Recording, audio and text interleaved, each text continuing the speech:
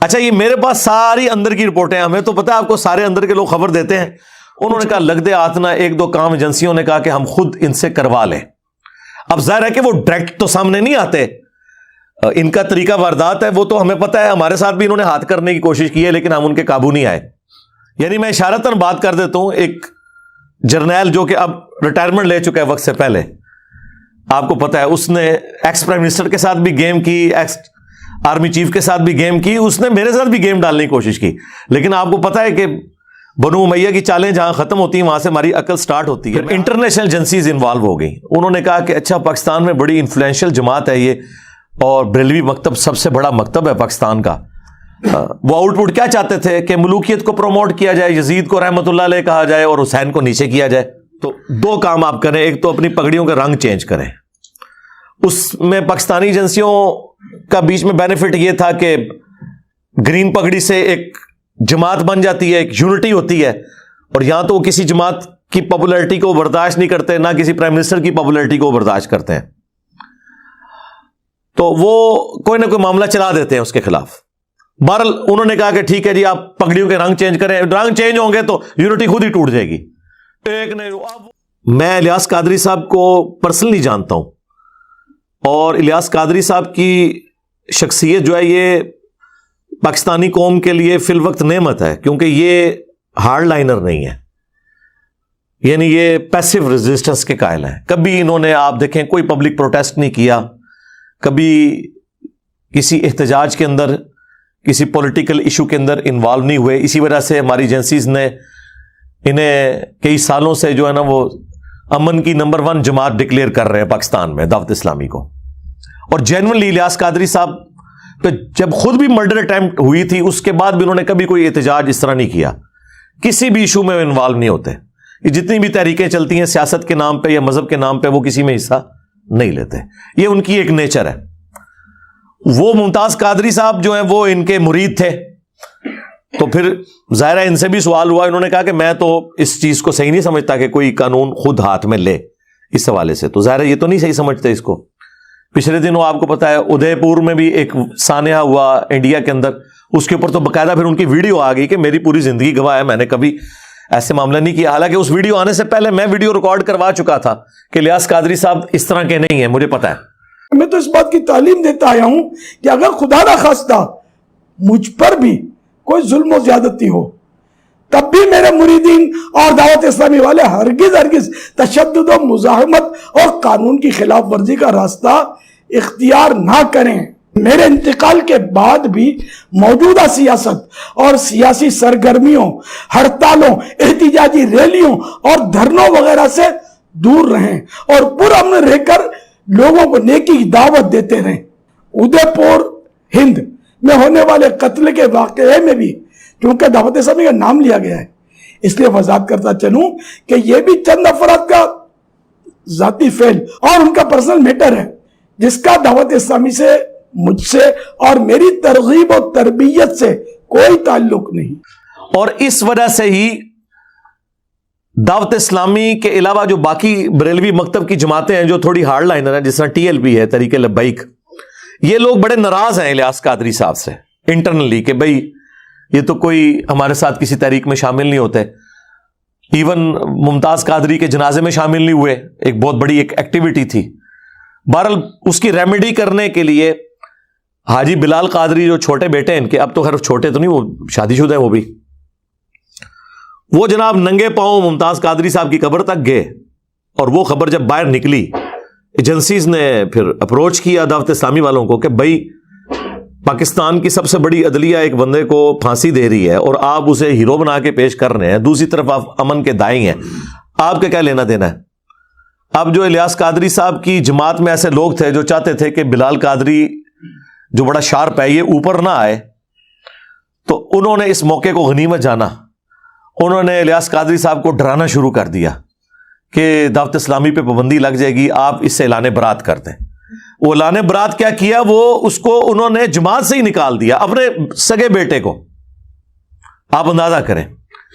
اچھا یہ میرے پاس ساری اندر کی رپورٹیں، ہمیں تو پتہ ہے آپ کو سارے اندر کے لوگ خبر دیتے ہیں، کچھ ہمیں خود بھی پتہ ہوتی ہیں، پھر ہم کافی ذہین بھی ہیں، چیزوں کو سمجھ لیتے ہیں اور چیزیں جڑ جاتی ہیں ساری چینز.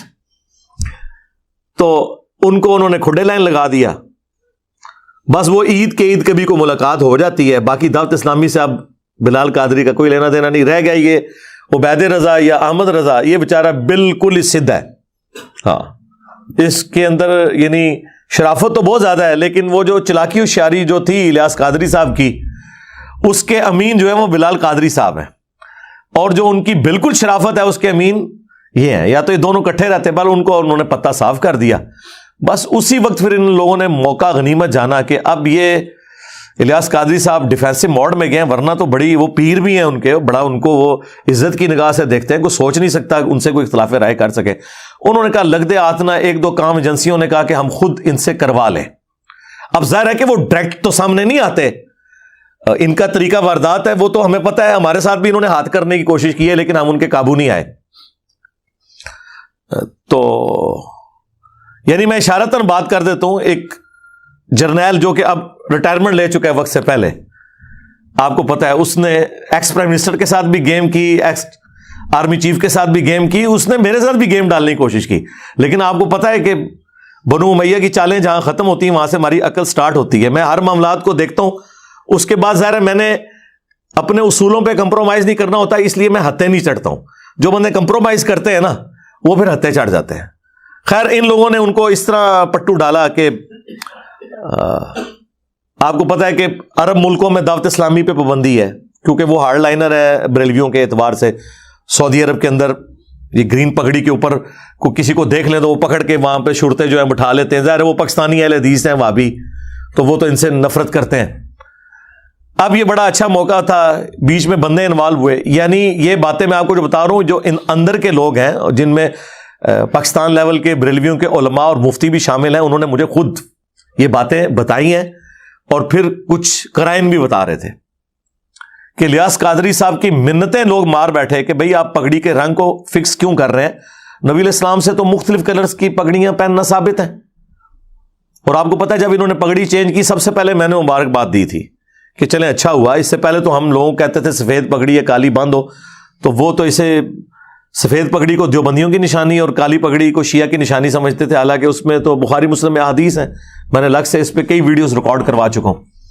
बहरहाल वो मौका गनीमत जानते हुए उन्होंने जनाब काम ये डाला कि फिर इंटरनेशनल एजेंसीज इन्वॉल्व हो गई। उन्होंने कहा कि अच्छा, पाकिस्तान में बड़ी इन्फ्लुएंशियल जमात है ये, और बरेलवी मकतब सबसे बड़ा मकतब है पाकिस्तान का, और नॉन वायलेंट भी है, तो हमने वाबियों पे इतना पैसा लगाया, इसके बावजूद यहां हमें कोई आउटपुट नहीं मिली। वो आउटपुट क्या चाहते थे कि मलूकियत को प्रमोट किया जाए, यजीद को रहमतुल्लाह अलैह कहा जाए और हुसैन को नीचे किया जाए। इसमें ना उनकी कोई यजीद से हमदर्दी होती है, ना यजीद के बाप के साथ कोई हमदर्दी होती है, और ना कोई हुसैन से बुग़्ज़ होता है, ना हुसैन के बाप के साथ बुग़्ज़ होता है। असल में वो अपनी लाइन सीधी कर रहे होते हैं कि अगर यजीद की मलूकियत जस्टिफाई होती है तो अरब मुल्कों में तो आपको पता है ना डेमोक्रेसी है ना खिलाफत है, वो तो मलूकियत खानदानी एक डायनेस्टी लेके चल रहे हैं। तो उन्होंने कहा चलो बरेलवियों पे पैसा लगाते हैं। लेकिन ये बातें अब इलियास कादरी साहब को तो नहीं पता, वो तो नीचे के लोग इस्तेमाल हो रहे होते हैं। उन्होंने फिर जनाब बीच में इनके घुसे कि जी आप लोग कुछ हमारे लिए मामलात करें तो कुछ हम आपको रिलीफ देते हैं, आपको मक्के मदीने में मरकज भी दे देंगे, बनाने की इजाजत दे देंगे। तो दो काम आप करें, एक तो अपनी पगड़ियों का रंग चेंज करें। उसमें पाकिस्तानी एजेंसियों का बीच में बेनिफिट यह था कि ग्रीन पगड़ी से एक जमात बन जाती है, एक यूनिटी होती है, और यहां तो वो किसी जमात की पॉपुलैरिटी को बर्दाश्त नहीं करते, ना किसी प्राइम मिनिस्टर की पॉपुलैरिटी को बर्दाश्त करते हैं, तो वो कोई ना कोई मामला चला देते हैं उसके खिलाफ। बहरहाल उन्होंने कहा कि ठीक है जी, आप पगड़ियों के रंग चेंज करें, रंग चेंज होंगे तो यूनिटी खुद ही टूट जाएगी। एक नहीं, अब वो रंग क्या चेंज हुए हैं, वो ऐसे अजीबो गरीब रंग पहन रहे हैं, बंदा कहता है यार ये कौन से रंग पहन लिए इन्होंने। अच्छा, एक तो ये काम करवाया, दूसरा उन्होंने इनसे ये कहा कि भाई आपको पता है कि हजरत मीर मुआविया रज़ी अल्लाह ताला अन्हु के खिलाफ बड़ा प्रोपेगेंडा हो रहा है, यहां पे शिया राफजी जो है वो कर रहे हैं। हालांकि मसला ये नहीं था, मसला अपनी मलूकियत बचाना था, तो आप जो है ना इसके ऊपर थोड़ा स्टांस लें। तो उसमें फिर उन्होंने बापा जानी को यूज किया, उन्होंने जनाब वो नारे लगा दिए, बेगुनाह बेखता मुआविया मुआविया।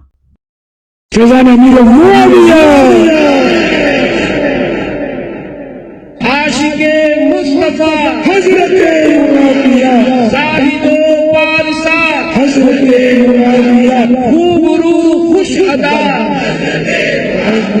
खुशनुमा खुशलिका हजरत मुआविया मुखलिसो बावफा हजरत मुआविया बेगुनाह बेखता हजरत मुआविया बेगुनाह बेखता हजरत मुआविया बेगुनाह बेखता हजरत मुआविया हजरत इतवार को बड़ी रात है 22वीं शब इतवार को जुलूस बयाद मुआविया निकलेगा और इंशाअल्लाह मदनी मुज़ाकरा होगा और लंगर मुआविया भी खाएंगे इंशाअल्लाह फैजान अमीर मुआविया।